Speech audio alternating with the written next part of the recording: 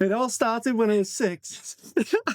Good afternoon, everybody, and welcome back to the channel. And today we have got a very fun one indeed. We're going to be running through 10 everyday things that terrify tourists when they're in Australia. And I just want to preference before the video fully gets underway that if you are looking for a very serious, very mature video, we're probably not your people. We're a little bit childish. We've found some fun points. We're going to have a laugh today. And we can't wait to share them with you. And just before we do get into it, one thing that we always do on these 10 countdown videos is we have an Australian mic holder. Today's is a stubby holder, I think is what Aussies call them. Stubby holder. Stubby holder. Gifted from the Smithy crew. So Smithy crew, we know that you're always watching, so thank you very much for your support. And today you're going to be our mic holder representing Australia. So let's get into point number 1. Now that is that first night's sleep. I don't know about you, but I was terrified. I don't even think that's a strong enough keyword to use. Yeah. Terrified is an understatement. You're lying in bed and you're constantly waking up, shaking, batting things off that are maybe there, not there. It's crazy. It's true. Especially with both of us having long hair as well. I think when you have your hair down, when you've first arrived and you're in bed and it's pitch black, the bit of hair touches your shoulder, you're like, oh, what the hell? What's that? So... It's actually been happening recently because of the summer. There's a lot more bugs getting in the house. And we're finding at night time things are getting in and landing on you and you're like, oh. But on the first night you were doing that when there were nothing there. That's the difference. Yeah. I think the fear of the unknown is definitely one with that point. The idea of everything's out to get me. Don't get me wrong, there's some scary bugs in Australia, but the idea of them all coming out and crawling on you together at once. They don't want anything to do with you. You just got in the way, that's the thing. That's what you think. What's on your shoulder? Point number 2 couldn't be any more represented than the bird sounds behind us, but that is the sounds that animals make. So again, this one kind of links off Cody's initial point of your first night and imagining that you're going to be infested with bugs crawling on top of you if you're not from the country. Believe it or not, people do. We did. But this one is about the sounds. So let's take an animal like the bush stone curlew. If I can play that sound, you Aussies will probably know it, but if there's any tourists watching who are planning on visiting Australia, if you hear this sound, it can sound like somebody is being attacked when you hear it.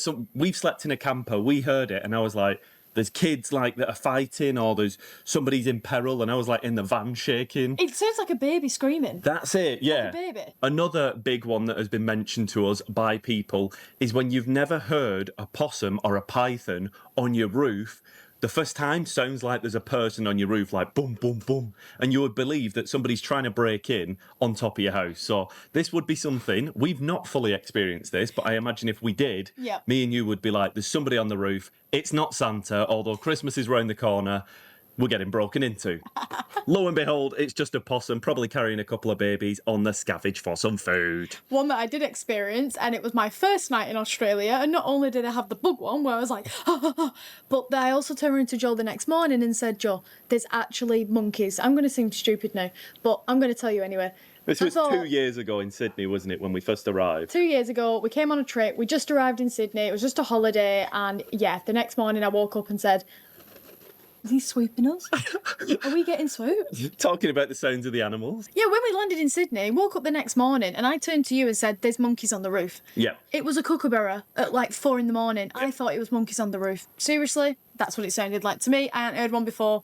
Crazy. Another one I can definitely think of instantly is, I think, is it the catbird or the crying catbird? Yeah. And people say that they hear that and they would instantly think, oh my goodness, there's a child or a baby that's like crying in the middle of the forest, run into it. Turns out it's just a bird with an insane call. So definitely some of the animal calls and the sounds they make would terrify you if you didn't know what it was. Talking about birds, point number 3, swooping season. If there's one word that can summarise the swooping season when you don't know about it, it would be terrifying. It's terrifying. It is petrifying. It is petrifying. It's petrifying for Australians. I've seen on social media, they're scared running. So tourists, there was the girl in Townsville who was attacked and fell off her bike and scratched herself. Speaking from experience. Yep, literally, we'd arrived in August. I think by the time, about a month after, September, which I think is prime swooping season time, got on a bike, had my helmet on, rode down the road, went through an area where they were obviously protecting their babies, totally get it, totally understand. I got in the way, and I thought a watermelon or something, or a coconut had dropped on my head. I don't know. Watermelons don't drop on your head, do they? No, coconut. Yes, fell coconut. down. Not that a coconut would also just, just drop They on do. my head where they were. They do. Where we were. Maybe not there, Probably but not. no, I impossible. thought you'd thrown something at me, or a coconut had fallen. Likely. Turns out, That's likely. that is very likely. Turns out I got swooped. But as I said, very terrifying experience. So tourists, watch out. The fourth point we're coming to is when Australians in particular have extreme trust in leaving their goods, whether that's a key, a phone, a wallet, a purse, on a table in a cafe, putting it on a table and walking away. We've seen people do it, like with their laptops. They'll put the laptop on a table and walk away, go to the toilet and come back. Now, don't get me wrong, they're fully within the rights because we've never seen anybody try and take it or try and attempt to go near it, because it doesn't really happen, especially where we are. Maybe that's not everywhere in Australia, I understand. There is crime in Australia. From what we've seen, the idea of this ever being anywhere in England, I've never seen that in England. It's just the trust. A free-for-all in Europe. It would. That's the reality. Yeah. It would. It would. In a lot of places that we've been as well, we're talking from personal experience with these points. But the idea, I think, just ingrained in you to leave your phone on a table. Never. I don't know any Brit that would ever do that. No. Ever. Like, I think a lot of them would always pick it up, put it in the pocket, go to the toilet, and then come back to the table. Yeah. And we've seen a lot of people, like I said, wallets, phones, everything, they just leave it. I'm sat there eating my banana bread, nervous for them, like watching over like a guardian, like. But yeah, it terrifies me when other people do it because I'm just not used to it. I'm one of those people that when we're walking through cities, I'll tap on the shoulder if I see the bag open. Yeah.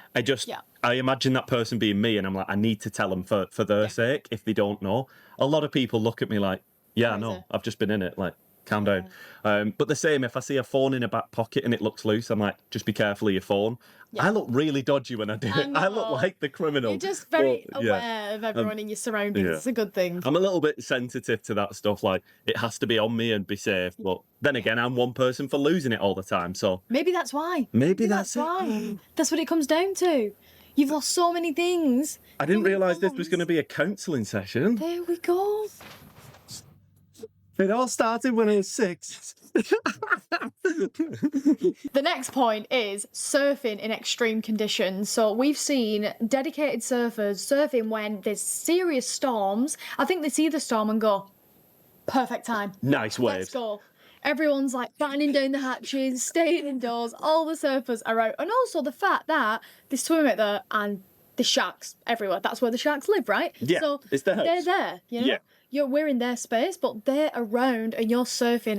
And there's surfers that have seen them and like, yeah, all right, come on, come on, everyone, let's go in. Like, they're just so they seem so chilled about it. I'd be terrified. The idea of knowing that obviously sharks are in, European waters as well, but Australian culture is so heavy on the surfing, loves the aspect of it, and the idea of going out. The big one over sharks, obviously sharks are there, but would be the storms. When a cyclone came through and was hitting the Sunshine Coast and the Goldie, all over my feed was these absolute insane lads just getting out there and, perfect weather to get out there. So it's just crazy. Some part crazy and a little bit scary, I imagine. The next point is probably not terrifying to everybody, but it's terrifying to me, and it's when you pick up your phone and you look and you see that it's 2:00 and you know that you've not had a coffee and the coffee shops have closed. Oh my gosh. It's not good. Or even if you're looking for your second coffee of the day. Or third. Or fourth. I'm getting back into therapy position. It's not good, honestly. And for you, it's so difficult. It's very hard for me specifically. Yeah. You work through the night editing these wonderful videos for us all to watch, and then give it a like and a subscribe if you're new. And then you wake up late in the day and there's no coffee shops open. And I imagine that Europeans will get very upset with that one. I think the idea of coffee shops closing at 2:00 is a little bit of an odd thought, but the idea of it being like 1:50 or 1:59 and you're like, no, I wanted a coffee. No, you can go to places and get one, but if you're wanting a good coffee from a coffee specific place. Yeah, like your Maccas and stuff. Maccas has pretty decent coffee over it. Does Maccas have good coffee? It's not the coffee shop. Get in the comment section, people. Let her know. All right, it's not as bad as Starbucks, come on. The next point on the list is the driving distances being just nonchalant, just casual. Yeah, I'm going 3 hours just to go and pick up some timber. Yeah, I'm going 5 hours to just go and have a cuppa with my grandma. Yeah, I'm driving 10 hours to just go and see my mate. That happens. That's casual here. It blew my mind. The one time I remember is when we first came over to Australia 2 years ago on a month's trip. And we got all the way up to Airlie Beach. And the Airbnb that we were staying at, we spoke to the mum. And she said, how long was the trip? I can't remember the exact hours. She was getting in the car with a husband, 3 kids and a dog. And they were driving, I think she said like 20 hours 20 to hours. go and see her mum. That is just... To us at the That's time, nightmare especially, fuel. we'd just flown and we were like, we've just done that coming from the other side of the world nearly. That's what baffled our minds. We'd do 24 on a plane. She was doing 20 in a car. And she was like cracking her knuckles and ready to do it. That, for me, and maybe Europeans who aren't used to doing that long haul travel, it's a daunting experience, especially if you're going to go and do it. It's pretty terrifying. We recently, a couple of months back in this year, went up to the Daintree and we travelled 20 hours north. So we've partaken in it, and the road trip experience is incredible. So fun. But the idea of knowing that you have that many hours driving in front of you, I'd be lying if I said it wasn't daunting. Just a quick one on that point of camper vanning and tripping. I must say, I think this could be the last video before a potential adventure. Oh, I'm saying nothing. We've hinted a couple of times to you guys, but we are on the road after this video, so by the time you watch the next one, we'll be road tripping, so keep your eyes peeled to see where we end up for Christmas. No. The next point on the list is spiders being part of the furniture. A lot of Aussies said it to us when we first saw our first huntsman in Australia. We were doing everything to try and get it out the house. In the UK, you would put it in a cup. In Australia, they put it in a mixing bowl. It's that big. It's insanity.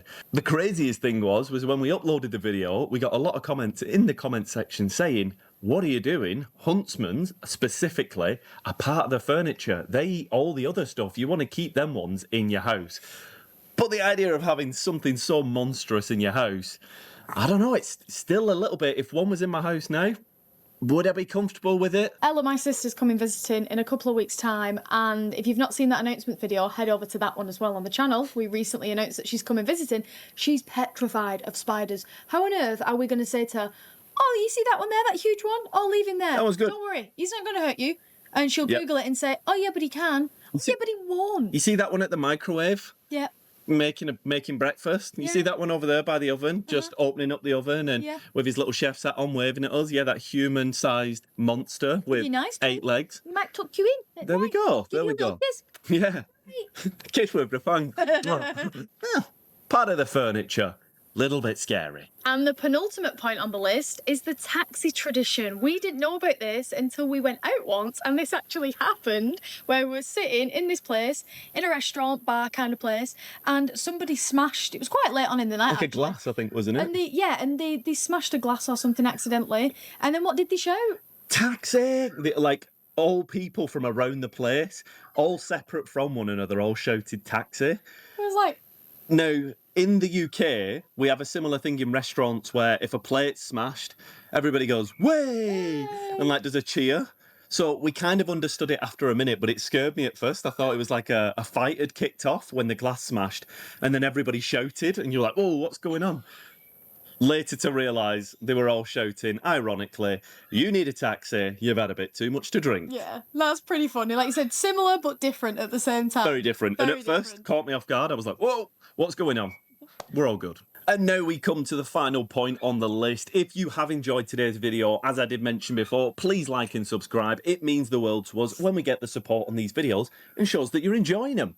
And that final point on the list, when people pass you in the street and say, how's it going? Initially, when we first arrived, and still today, I still forget how you should respond to somebody going, how's it going?